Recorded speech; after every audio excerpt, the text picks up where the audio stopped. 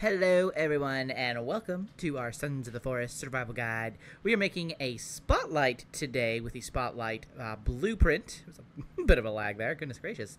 The spotlight kind of, it's pretty self-explanatory. It gives you a big old beam of light, which is very useful, I would say, for those who want to kind of like set up a perimeter, like in or outside their base to have a look around so nothing, spooky sneaks up on you. So if you want to get the spotlight, you first have to pick up the blueprint, which you will find. We'll zoom out here on the eastern side of the island. We'll zoom in a little bit more. You look for this question mark, basically. It's a, I think a kind of a good landmark is that big old lake. You're just going to go basically to the right of that, and then it's kind of like here smack dab between some mountains. You'll know you're right in the right area because there's this guy over here who's like saying like I'm wounded, I have a flare, and then you come up and he like immediately dies. I don't know why he immediately dies, but he does, and then he's just like, I'm out. But basically this is the cave that you are looking for, and I would definitely recommend having a flashlight or some sort of light source with you because it's pretty dark in there and you're gonna need definitely some sort of light to see. So we have ours. Let's go ahead and pop in here. Now there is a immediate kind of hole we gotta watch out for. There we go. We'll head down. So we're going to find the blueprint basically kind of at the bottom of this very long, not really long, but like in terms of like just being like a cave, it's long, you know what I mean? Mine shaft, if anything, here. So we're going to go and we're going to cut down these woods or logs. You can cut down like the wooden planks over there too. There's just some like resources that you can get, but we're just gonna go and focus on the blueprint, which we'll do right there. Oh, we're gonna apparently go through all these skeletons. We're just gonna follow the path down this way. There's gonna be another rope that we're gonna have to climb down, which is right here. There we go. And then here is our blueprint. And it is the spotlight, as you can see. So to make this, we're going to need 2 wires, 36 sticks, 1 rope, 2 light bulbs, and a tarp. And I will say this is a powered device, so you are going to need like a solar panel and a golf cart battery just to kind of, and some wires too to connect it to fully, kind of have this thing active.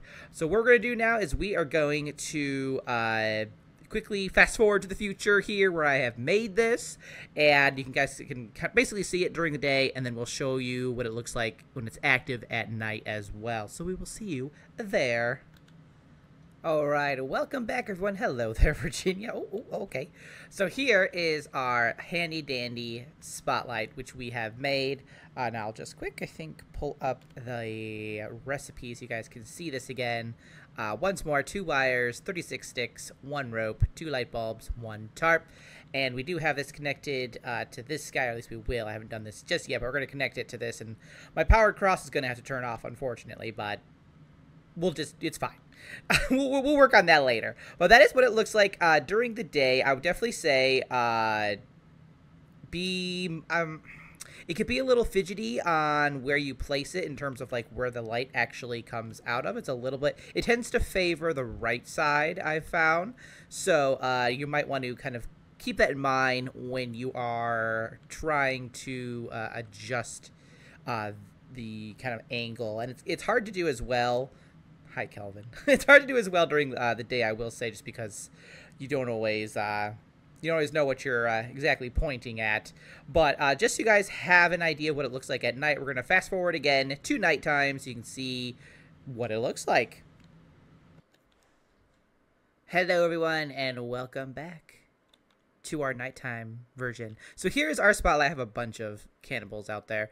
I'll have to deal with them in a moment. But here's our spotlight here. We can see it had actually cast like a pretty big light. It's just that, it's not going to be like immediately below you unless you kind of, finagle it that way.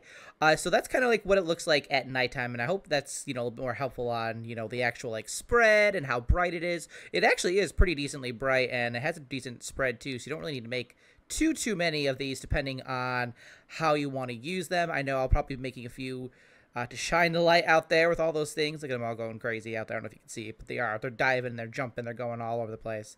And then probably a few in here too, just to light this place up. But that is about it. I gotta go take care of a cannibal, probably demon mutant problem out there too. So fun times for me. But I hope you found that helpful. That's the spotlight. Let me know what you guys like to do with it, because I would love to know. Thanks so much for watching. I will see you in the next one. Until then, keep surviving and keep thriving.